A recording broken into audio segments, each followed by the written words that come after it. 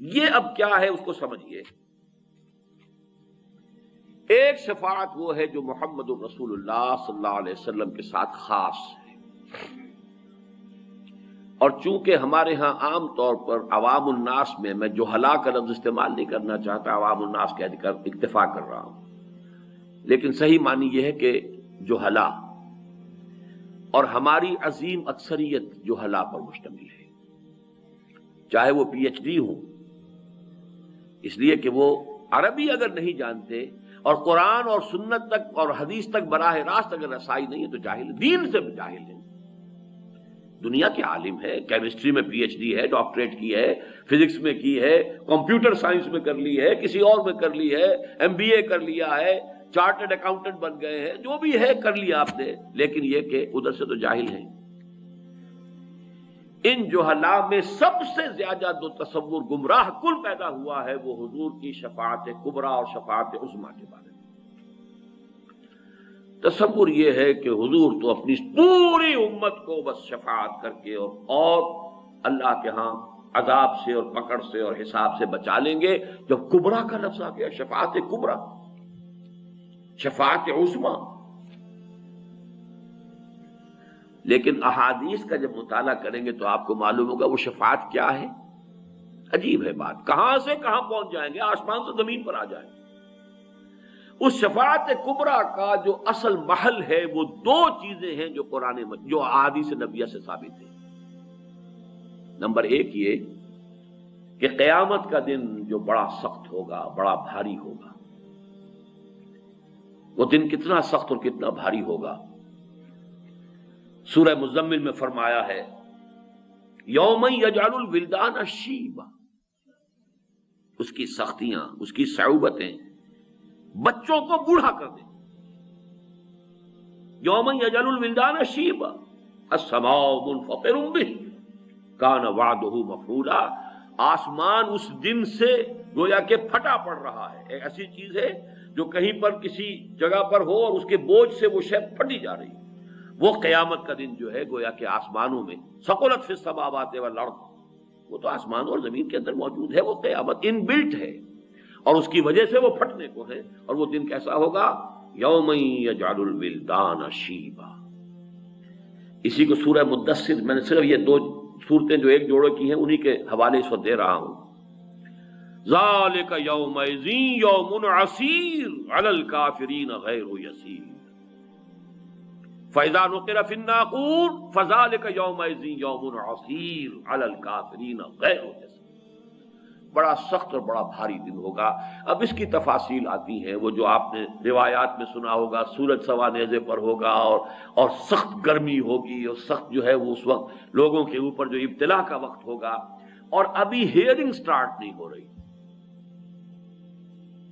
یہ ججمنٹ کا ہے نا، یوم الدین ہے، جزا و سزا کے فیصلے کا دن ہے. عدالت لگی ہوئی ہے، کھڑے ہیں انسان، فوج در فوج کھڑے ہیں. لیکن یہ کہ دیر ہو رہی ہے، تاخیر ہو رہی ہے، ججمنٹ شروع نہیں ہو رہی، ہیئرنگ شروع نہیں. اس سختی میں لوگ آئیں گے کہ سفارش کیجئے کہ معاملہ جلدی شروع ہو جائے. آدم کے پاس آئیں گے، آپ ابو الآدم ہیں، آپ تمام انسانوں کے آپ والد ہیں، ابو الانسان ہیں، آپ ہمارے لیے سفارش کیجیے. وہ انکار کریں گے، نہیں میرا یہ مقام نہیں ہے. اس طرح تمام انبیاء کا ایک ایک کر کے، اور اس کے بارے میں جو آپ سنا ہوگا بارہا روایات، نفسی نفسی، ہر ایک یہ کہے گا کہ مجھے تو خود اپنی پڑی ہوئی ہے، میں کیا سفارش کروں. حضرت عیسیٰ تک بات یہاں آ جائے گی کہ نفسی نفسی. پھر حضور صلی اللہ علیہ وسلم کے پاس لوگ آئیں گے کہ آپ تو خاتم الانبیاء ہیں، آپ اللہ کے بہت محبوب ہیں. چنانچہ اس کے جو الفاظ آتے ہیں حدیث میں، یہ صحیح مسلم کی ایک روایت ہے جو میں آپ کو سنا رہا ہوں. فَيَقُولُونَ، اب وہ لوگ کہیں گے یا محمد، اے محمد صلی اللہ علیہ وسلم، انت رسول اللہ وخاتم الانبیاء وغفر اللہ لك ما تقدم من ذنبك وما تأخر. اے محمد صلی اللہ علیہ وسلم، آپ تو اللہ کے رسول، تمام انبیاء پر مہر، تمام انبیاء کے خاتم، اور آپ کے لیے تو اللہ تعالیٰ نے قرآن میں ہی اعلان کر دیا تھا کہ آپ کی ساری خطائیں معاف، کوئی خطا اگر ہے بھی سب معاف، جو بھی پچھلی اور اگلی ہے۔ لہذا آپ ہمت کیجئے،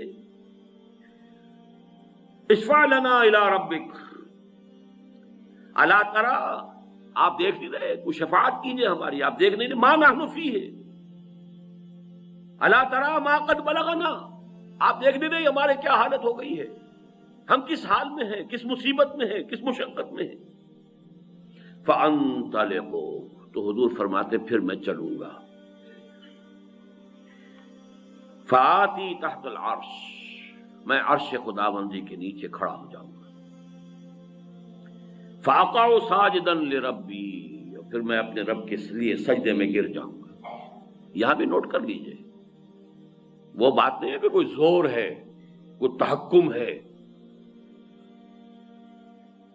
وہ جو آپ کے ہاں ہے مشہور، خدا جنو پکڑے چھڑا لے محمد، محمد پکڑے چھڑا کوئی نہیں سکتا۔ اب وہ جو تصورات ہیں وہ بالکل کوئی اور تصویر ہے جو ذہنوں میں بیٹھی ہوئی ہے، کوئی اور نقشہ ہے۔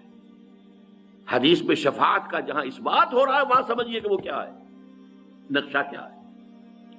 فانطلقوا، میں چلوں گا، آگے بڑھوں گا، فآتی تحت العرش، عرش خداوندی کے بالکل نیچے پہنچ جاؤں گا، فاقع ساجدا لربی، اور پھر میں اپنے رب کے لیے سجدے میں گر جاؤں گا۔ ثم يفتح الله علی ويلهمنی من محامدہ وحسن الثناء علیہ شیء لم يفتحه لأحد قبلی، اور اس وقت اللہ تعالیٰ مجھ پر کھولے گا اپنے حمد اور ثنا کے بعد ایسے امور کہ جو اس سے پہلے اس نے کسی پر نہیں کھولے۔ میں نے یہ 50s میں یہ روایت سنی تھی ایک مرتبہ، ذرا مختلف الفاظ میں، مجھے یاد آ گئے مولانا داؤد غزنوی رحمۃ اللہ علیہ۔ وہ ایک عجیب، یوں سمجھئے کہ ایک کمبینیشن عجیب تھا ان کی شخصیت میں، ایک طرف تو اہل حدیث،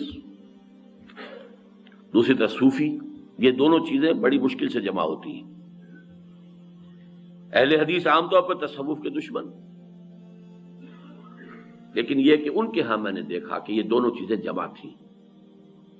تو انہوں نے ایک خطبہ جمعہ میں منٹگمری میں یہ واقعہ بیان کیا، تو آیا کہ اس روز میں اپنے رب کی وہ حمد کروں گا۔ وہ کوئی دوسری روایت ہے کہ قیامت کے دن لواء الحمد بیدی، اللہ کے حمد کا جھنڈا میرے ہاتھ میں ہوگا، اور اس روز جو حمد میں اللہ کی بیان کروں گا وہ آج نہیں کر سکتا۔ یہ میں نے اپنے بعض دروس میں اس کی تفصیل بیان کی ہوئی ہے کہ حمد انسان کرتا ہے اپنی معرفت اور انڈرسٹینڈنگ کی مناسبت سے۔ آپ نے کسی شے میں کوئی حسن دیکھا، اس کے کچھ پہلو آپ پر نمایاں ہو گئے کہ اس میں یہ محاسن ہے، یہ خوبیاں ہیں، یہ اچھائیاں، یہ آپ کی انڈرسٹینڈنگ ہے، اپریسیشن ہے۔ جتنی اپریسیشن ہے اتنا ہی تو بیان کر سکیں گے نا۔ اس کے بعد پہلو ہیں جو ابھی آپ کو پر واضح نہیں ہوئے، آپ کے اندر اس کو اپریشیٹ کرنے کی صلاحیت ہی نہیں فرض کیجئے، تو اس کو کیسے بیان کریں گے؟ تو جہاں بھی آپ تعریف کریں گے، حمد کریں گے، مدح کریں گے، توصیف کریں گے، تحسین کریں گے، یہ لمیٹڈ ہوگی آپ کی اپنی قوت ادراک پر۔ آپ نے کتنا کچھ سمجھا، کتنا انکشاف آپ پر ہوا۔ اس لیے تو میں کہا کرتا ہوں کہ قرآن مجید کی عظمت کا جو انکشاف علامہ اقبال پر ہوا ہے، میرا مطالعہ کہہ لیجئے بہت محدود ہے، لیکن بہرحال میرے علم کی حد تک کسی دوسرے انسان پر قرآن مجید کی عظمت کا وہ ادراک اور وہ انکشاف میں نے نہیں پایا۔ بڑے سے بڑے عالم، یہ انکشاف ہے، یہ اپریسیشن۔ ایک بہت بڑا فلسفی ہی اپریشیٹ کر سکے گا نا کہ قرآن کی اس آیت میں کس قدر بڑا فلسفہ ہے۔ عام آدمی کو کیا پتا کیا اس میں لکھا ہوا ہے۔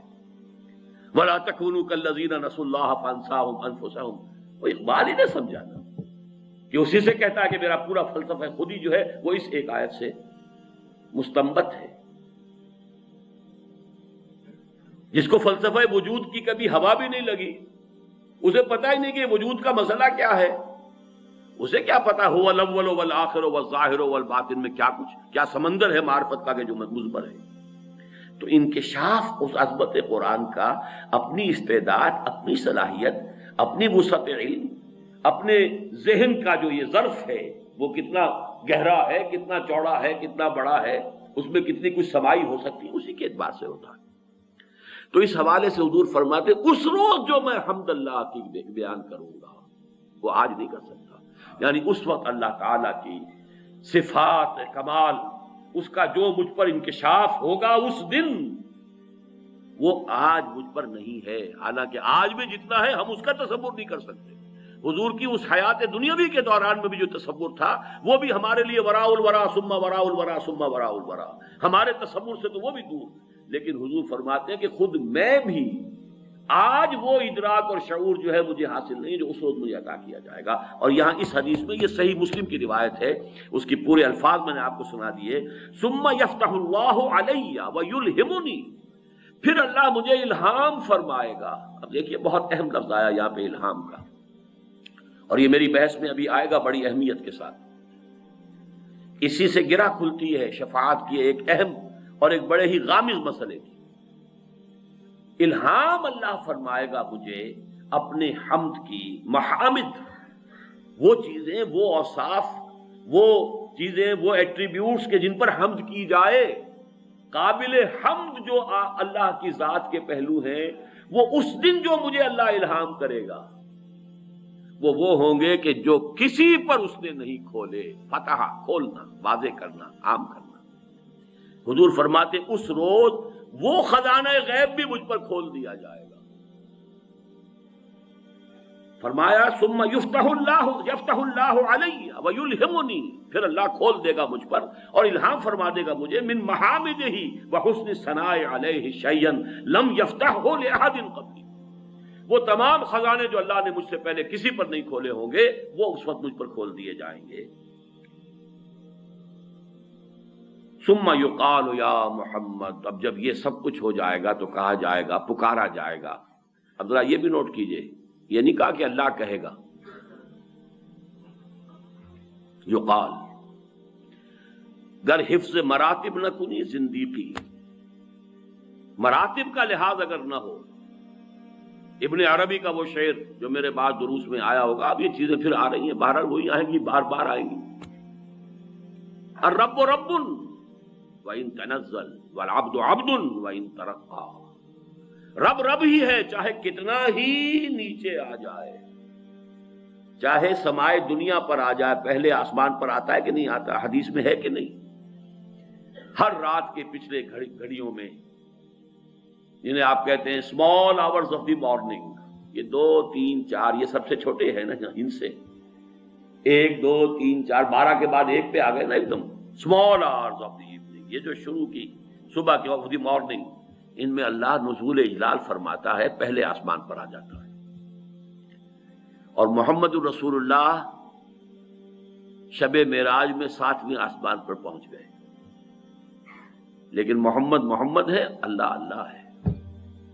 الرب رب وَإِن تنزل، رب رب ہی ہے چاہے کتنا ہی نیچے آ جائے، کتنا ہی نزول فرما لے۔ والعبد عبد وَإِن ترقى، بندہ بندہ ہی رہے گا چاہے کتنا ہی ترقی کر لے اور کتنے ہی اونچے مقام پر پہنچ جائے۔ وہ حفظ مراتب یہاں پر نوٹ کیجئے، کہا جائے گا ثم یقال، پھر کہا جائے گا، کوئی کہنے والا کہے گا، کوئی پکارے گا، جیسے درباروں کے اندر ہوتے ہیں، وہ اعلان کرنے والے کچھ اور ہوتے ہیں۔ ثم یقال یا محمد ارفع رأسک سل تعطى اشفع تشفع، اس وقت مجھ سے کہا جائے گا اے محمد صلی اللہ علیہ وسلم اپنا سر اٹھاؤ، سجدے میں پڑے ہوئے ہیں، یہ ساری حمد و ثنا تو سجدے میں کر رہے ہیں۔ ارفع رأسک، اپنا سر اٹھاؤ، سل اور مانگو، تو تمہیں عطا کیا جائے گا، وشفع، کرو جو سفارش کرنی ہے، تشفع تشفع، تمہاری شفاعت قبول کی جائے گی۔ فارفع راسی فاقول، اس کے بعد میں اپنا سر اٹھاؤں گا اور کہوں گا۔ یہاں تک کا پورا نقشہ میں نے آپ کے سامنے بیان کر دیا حدیث کے الفاظ میں۔ اب یہ شفاعتیں 2 ہوں گی، جسے شفاعت کبریٰ کہا گیا وہ کیا ہوگی، جس کو کہا گیا ہے ہمارے ہاں، وہ شفاعت کبریٰ کیا ہوگی؟ اللہ تعالی کی طرف سے وہ جو تاخیر ہو رہی تھی حساب کتاب کی وہ ختم ہو جائے، حساب شروع ہو جائے. یہ ہے شفاعت کبریٰ. اور دوسری شفاعت کبریٰ کیا ہوگی؟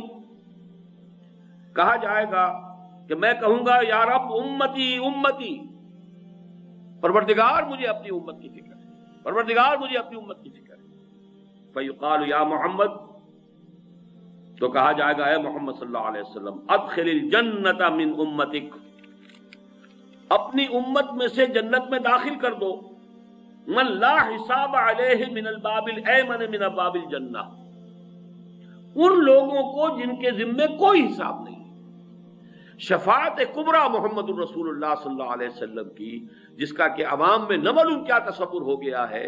از روح احادیث صحیحہ صرف یہ دو شفاعتیں ہیں جو محمد کو حاصل ہیں صلی اللہ علیہ وسلم، جو خاص ہیں آپ کی ذات کے ساتھ. اور وہ یہ ہے کہ جب قیامت میں دیر ہو رہی ہوگی، ہیئرنگ میں سماعت شروع نہیں ہو رہی اور سختیوں میں ہوں گے اور شدائد میں ہوں گے، اس وقت آپ کی شفاعت سے حساب کتاب شروع ہو جائے گا. اور نمبر دو، آپ کو کہہ دیا جائے گا اپنی امت کے ان لوگوں کو لے کر فوراً ان لوگوں کو داخل کر دیجئے. ابھی یہ جو حساب کتاب ہونا ہے یہ بھی نہیں ہو، یہ سختی بھی ان کے لیے نہیں ہے. آپ کی امت کے وہ لوگ کہ جو جن پر کوئی حساب نہیں ہے، اور یہ وہ لوگ ہیں کہ جو نہ کہیں داغ لگواتے تھے. یہ بھی پرانے زمانے میں داغ لگا دینا، نشان لگا دینا، اس میں یہ کہ کچھ وہ معبودوں کا حوالہ بھی ہوتا تھا، کچھ اس سے وہ جو ہے قبائل کی شناخت بھی ہوتی تھی، مختلف تھا. اس سے بھی روکا. اور جھاڑ پھونک، اب جھاڑ پھونک کے اندر نوٹ کر لیجئے، جو چیز محمد رسول اللہ سے ثابت ہوگی وہ تو ہم کریں گے، لیکن اس سے آگے پھر جو عملیات ہمارے ہاں مشہور ہو گئی ہیں، فلاں عملیات فلاں عملیات، یہ تمام چیزیں جو ہے وہ اسی کھاتے میں آ جائیں گی. وہ متوکلون جن کے بارے میں فرمایا گیا ہے کہ وہ جائیں گے جنت کے اندر بغیر حساب، ان کے تین ہیں: لا یکتبون ولا یسترقون ولا یتطیرون وعلی ربہم یتوکلون. اور وہ صرف اپنے رب پر توکل کریں گے، اپنے معاملے کو افوض امری اللہ ان اللہ بصیر بالعباد، اللہ کے حوالے کر دیں گے کہ اللہ تعالی ہی میرے تمام حالات کو جانتا ہے، دیکھ رہا ہے. سپرتم بتو مایہ خیشرا تو دانی حساب کم و بیشرا. تو دو چیزیں